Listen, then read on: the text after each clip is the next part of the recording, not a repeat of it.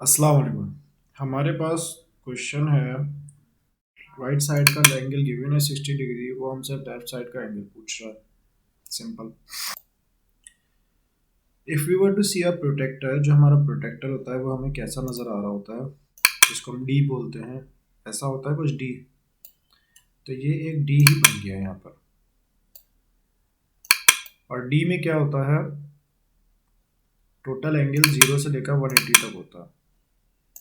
Similarly ये angle find करने के लिए 180 डिग्री माइनस 60 डिग्री, जो भी इसका आंसर होगा ऑब्वियसली 120 डिग्री।